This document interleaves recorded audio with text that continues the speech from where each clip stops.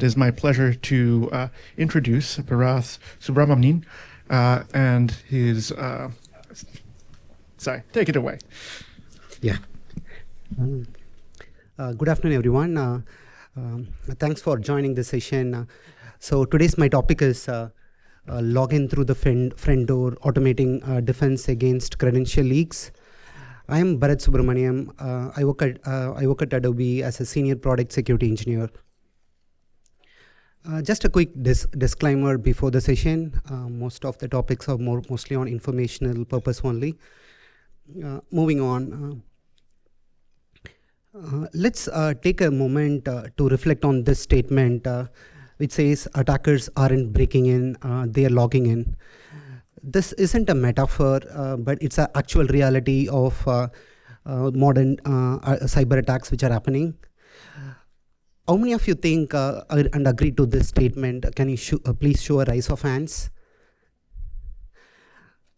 Thanks. And how many of you think attackers are still using odd ways of exploiting vulnerabilities, launching zero-day attacks? Can you please show a raise of hands? Yeah. Honestly, both are equally happening, but what's alarming is the steady rise of this very simple, it's sophisticated way of attackers trying to use this simple method of using valid credentials to get into the system. They are just logging in like your normal employees, no alerts, just access. And the worst part is most of the time it always looks normal. Now the comic on the right says it all. Credentials are the golden key for modern breaches. So how big is the problem? Let's look at some industry reports. Starting with on the left, we have Google Mandiant M-Trends 2024 report, which talks about the initial infection vectors, and stolen credentials seems to be the number 4 on their list. And if you look at the recent 2025 data breach investigation report published by Verizon, it indicates use of stolen credentials to be a third in the spot, which is 1 out of every 3 breach. And including the latest CrowdStrike 2025 global threat report, which points out valid account abuse accounts for 35% of cloud incidents. I want to just, before going to the talk, I want to really clarify what I mean by credentials here. Part of this, I want to really focus on email address / username and password combinations. Obviously, it's a very common term, but there are other credentials like API keys, application secrets, which are equally sensitive, but part of this talk, I want to really focus on just credentials, which we commonly use to log into the system. And this poses the highest immediate risk for individuals and organizations. Even today, like nation-state actors and criminal threat actors rely on these leak credentials to facilitate a lot of modern attacks. I want to touch briefly on 3 case studies, starting with Colonial Pipeline ransomware breach. Let's look at what happened on the breach. Attackers used a single leaked VPN password, which did not have an MFA. They took the leaked credentials from a previous breach, then gained access and conducted a massive ransomware attack. The impact was caused fuel shortages and disruption across US East Coast. The lesson we learned from this breach is there are a few things, like ensure MFA is default enabled for all accounts, and regularly audit and deactivate your old accounts, and the need for implementing certain active dark web credential monitoring system, because this credential was found in a previous breach. Let's look at another second case study, which is the Uber breach. Uber breach is a bit interesting. It has human behavior aspect to it. There was a contractor involved, and the credentials were stolen from the dark web again, and the attackers bombarded the contractor with multiple MFA requests, frustrating him and eventually making the contractor approve the MFA request. And the impact was the attacker was able to get into the system, go into their public Slack channels within the organization, and able to brag about the attack. The lesson we learned from this is like regularly train your employees and contractors of social engineering tactics, especially on MFA, a kind of a social engineering trick, and apply uniform security policies irrespective of contractors or third-party vendors. And the same important, the need for implementing active dark web credential monitoring seems to be vital even for this breach. The last case study is from 2024, which they did not name the state. It's called US State Government VPN breach. Again, there was an inactive former employee that was not deactivated. It was admin credential. They logged into the VPN, similar situation, and the impact was they were able to breach the confidential government systems and gain access to lot of other SharePoint admin credentials. And the lesson part of this is like auto disable inactive accounts, which is from your previous employee who have left the company, and obviously enable MFA every time on your account. And last but not least, like we need to implement active dark web credential monitoring. Part of all of this case study, and there was an industry survey done by a company called Constella. They interviewed a lot of executives, and nearly half of them admitted that they don't actively monitor for leak credentials. And even though a lot of them have been breached because of the same reason.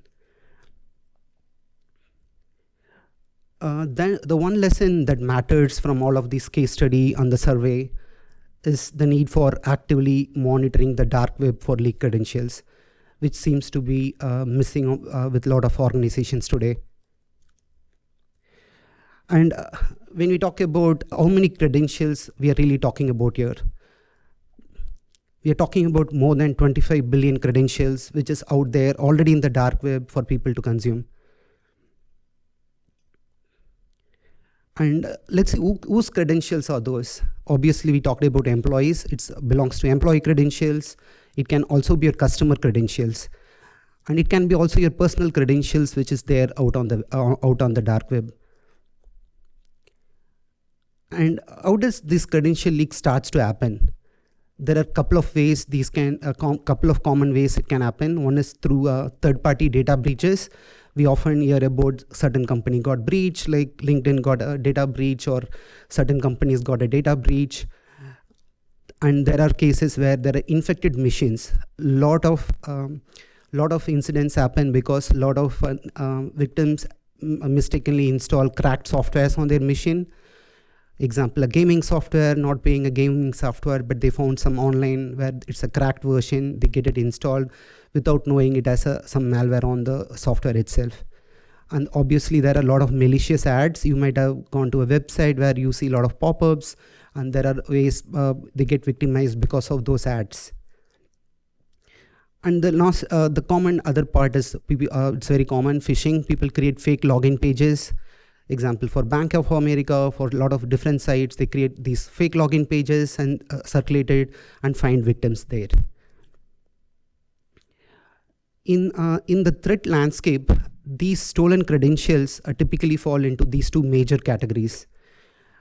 It's called combo list, where these third-party data breaches, which is there, like the old data breaches, which has been there, like LinkedIn data breach. All those are curated and they have been circulated in the dark web or also from reputable sources. It obviously has username and passwords. There is an example there, some john.doe@gmail.com with a password. And there are other parts like URL combos. Sometimes it also tells you where the victim has leaked their credentials. Is it to a Bank of America site or does it belong to some other site?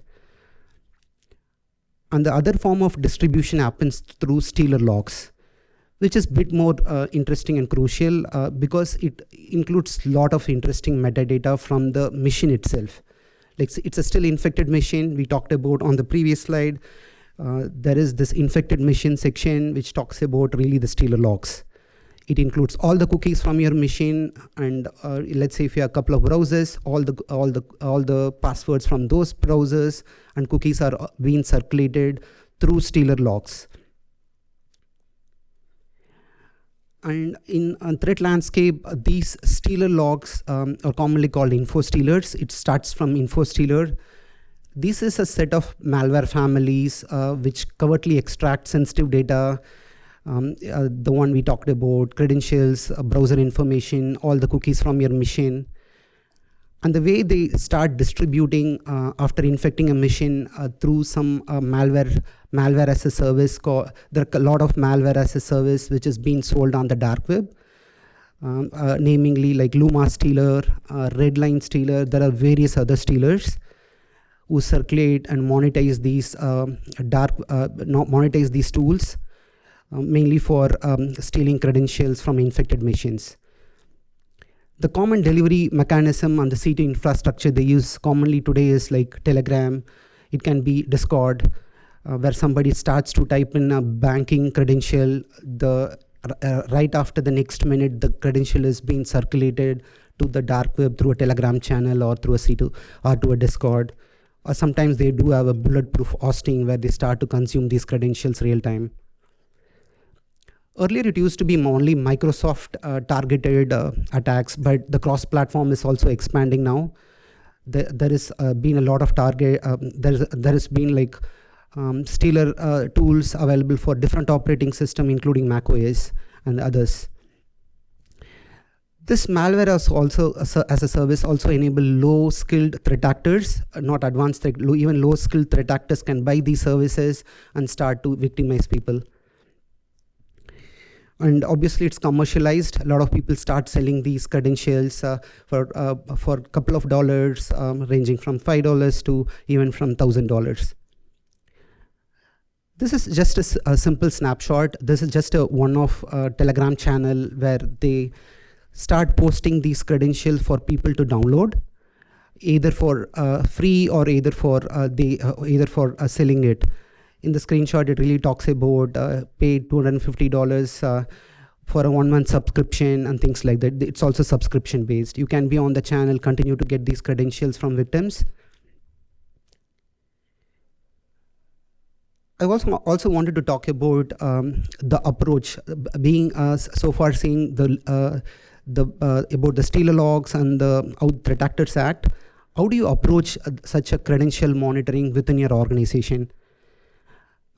I like to suggest a few approaches. Like one is leverage historical combo list and breach data to fuel your detection and response to start with.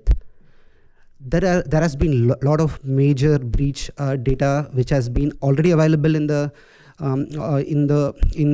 market, such as like 2016 anti-public, which is a first large-scale credential dump, and there are a lot of subsequent data breach which has been aggregated by security researchers or by bad actors, but it's been well aggregated and structured, deduplicated set of credentials.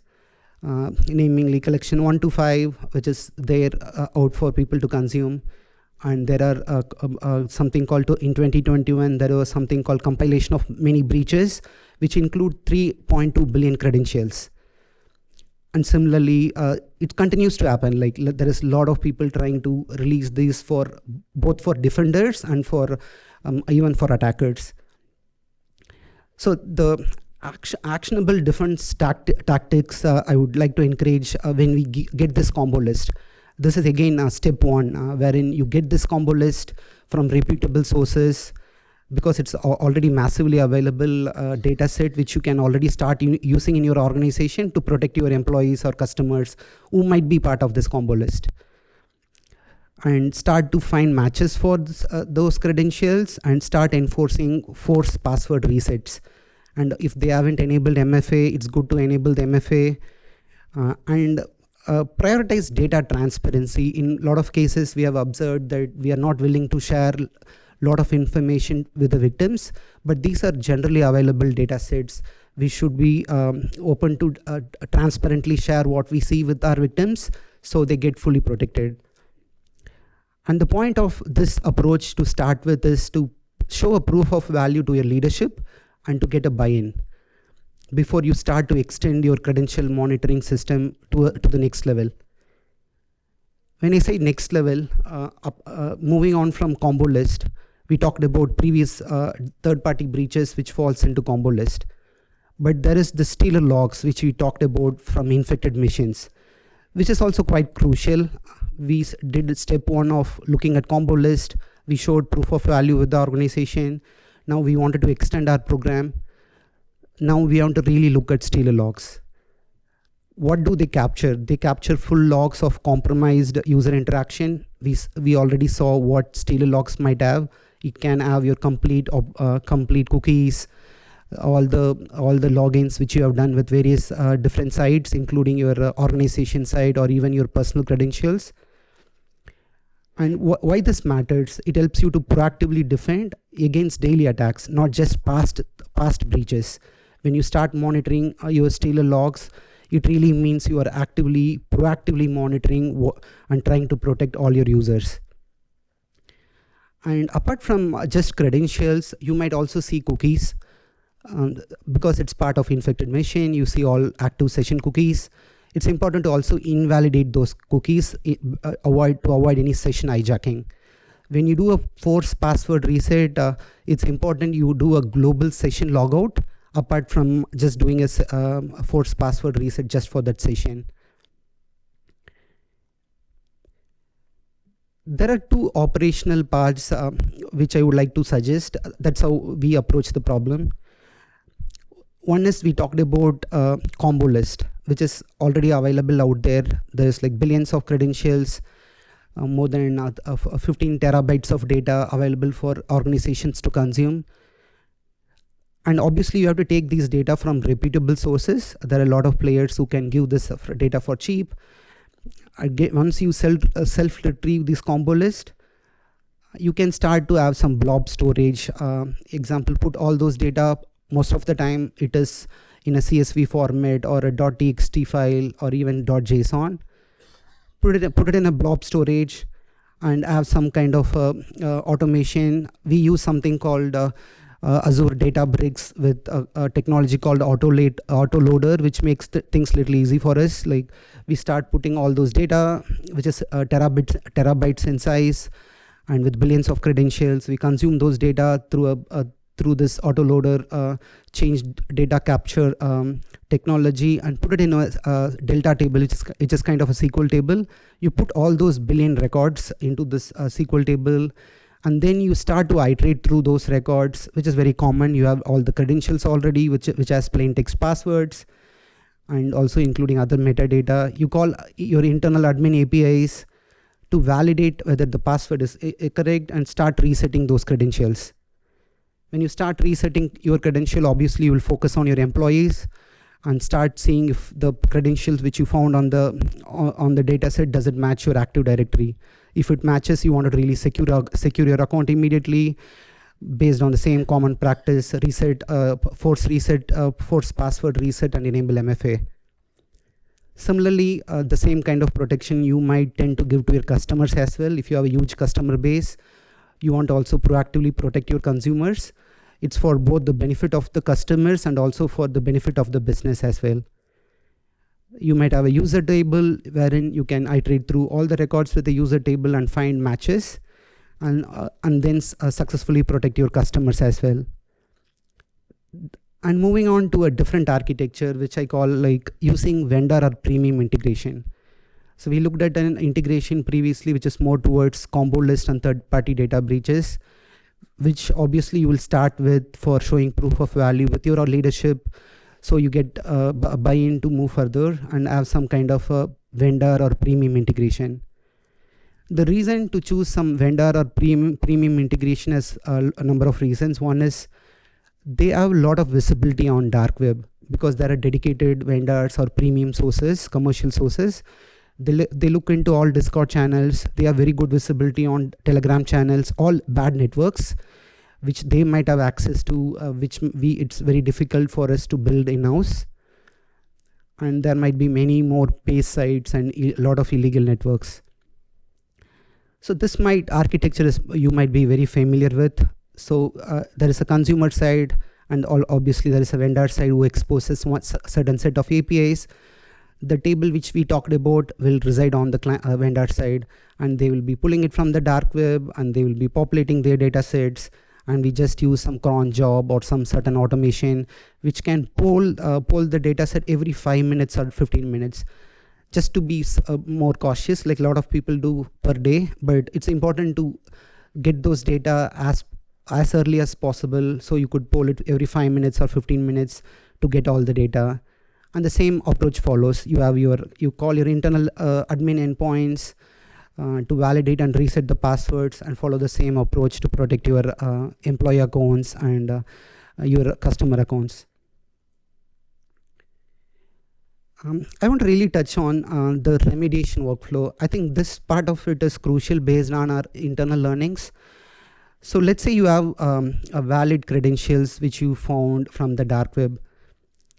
Then you start checking whether is this a current employee record.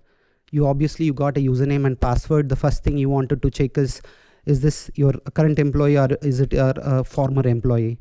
Let's say if it's your current employee, then you're gonna check whether the record is the password present on the record. Then you're gonna check, even though the password is present, is the password in clear text, or is the password in hashed format. Let's say if the password is in clear text, you move to the next step of does the password which we found, which is in clear text for this user, does it match the complexity rules? Once the complexity rule matches, it's a very happy path scenario. You go and check whether is the password really valid. If the password is valid, it's again a happy path scenario. You found you are now actually protecting a massive data breach for your organization, because you found a match from and the credentials are valid, and you do a force password reset and enable MFA. Most of obviously in this time everybody might have already enabled MFA, but it's important to check if the user's account is MFA enabled, and you do a force password reset. And it's also important you trigger some email and a report to the employee about this leak, maybe copying his manager so they take it a bit more seriously. You send out a notification that we found this breach, and give them some steps. How do they proceed? Obviously you did a force password reset, but you have to caution them about the situation, and start doing some investigation and root cause analysis. It's important to assume this as a breach. I think a lot of organizations consider this to be a normal process, but it's important to consider the data. Once you find a match, it's always critical you assume that to be a breach and start doing close investigation. And there are other scenarios I like to point. Let's say if this is not your current employee, that's fall into the section A of it, it's your former employee. Do you still ignore the record? It's important not to ignore those records as well. We already saw certain case studies which talked about inactive accounts, former employees account. It's important to not ignore those records. You have to really understand and start investigation. Why is the credential surfacing now? Maybe it's still a duplicate, but still you have to make sure, is it really a duplicate, instead of just avoiding that record. And in case if the password is not present, we have seen a lot of situations through these feeds. Let's say there are a couple of vendors. Even the password is not present with one vendor, it does not mean the other vendor might not have the password. Since this data is already available in dark web, it's important to realize that these credentials are sourced from dark web, and you assume that to be like a criminal record, or because you have to really make sure you do this investigation and root cause analysis. And if the password is not cracked, you fall into a similar situation. You should ensure like you follow, it's still a record of interest. You assume breach and act accordingly. And we found another interesting scenario. Let's say if your password is not valid, that's on the happy path scenario, which we talked about. If the password is the password complexity rule matched, but surprisingly the password is invalid. When you validated, the password is invalid. It's again important to not ignore the record, because let's assume like the previous day the user might have reset the password. So though it's surprisingly you are not able to validate with your password, validate the password, it's still a record of interest. You should take it that more seriously as well. When you look at commercial vendors, it's important not all vendors are created equal. Choosing the right one might be very crucial. Your vendor should have deep visibility into the dark web and beyond. Speed of data matters, like which vendor gives the data much faster. We have seen a lot of situations where when there is a 2-day delay between records, you obviously will have a window of opportunity for threat actors for 2 days, which is not great. Like you have a commercial vendor who gives data too late, might also cause a breach to the organization. And obviously you might check for automation capabilities. Do they support a lot of automation features? And make sure they have a lot of transparency of the record, what they share with you, and demand clarity on the records you wanted to see. You have to really look at all the, let's assume they take screenshots. You have to make sure you get the screenshots as well. There's an interesting observation I want to share, like 2 faces of the same coin. This is more of a learning we had, where I call it like expectation versus reality. We always expect 100+ daily findings, constant alerts, constant action. Confidence came from volume. More findings meant more protection. But in reality, what we see is like just few findings in January, few findings in February, or 0 findings in March. And then we start to question our automation or start to question our approach. And we start to say, is our automation working? But the lesson we learned from the approach is low volume is not equal to low value. It's still actually a sign of strength. You have to consider this to be a credential health insurance. Keep scanning. No findings today does not mean no threats tomorrow. I want to take share some key takeaways for the session. Like, if your organization does not have certain a program called certain credential threat monitoring program, make sure you have such a program in place, because there are a lot of credentials out there for you to consume and act on. And you can start leveraging combo lists to show proof of value and then move on to your stealer logs to detect more exposures daily. And the important thing is monitor broadly. Just don't focus on your employees. Employees are vital, is so crucial, but give similar importance to your customers as well. It has both direct and indirect benefit for the organization. And start to share detailed findings with your victims. We have seen in a lot of organizations, there is a tendency to not share a lot of information with victims. It's important to share what you see from dark web. If you're part of threat intelligence team, just sharing some email without doing some investigation might not be fully protective. So you have to be more transparent what you see and what you share with victims. So treat all these leaked accounts as high risk, like we talked about, assume breach and investigate.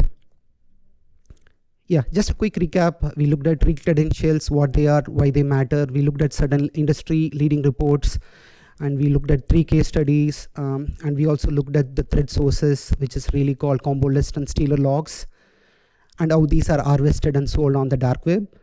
And we talked about 2 implementation approaches, A and B. One is more towards showing proof of value, and the other towards having some vendor integration, how you go about integrating stealer logs.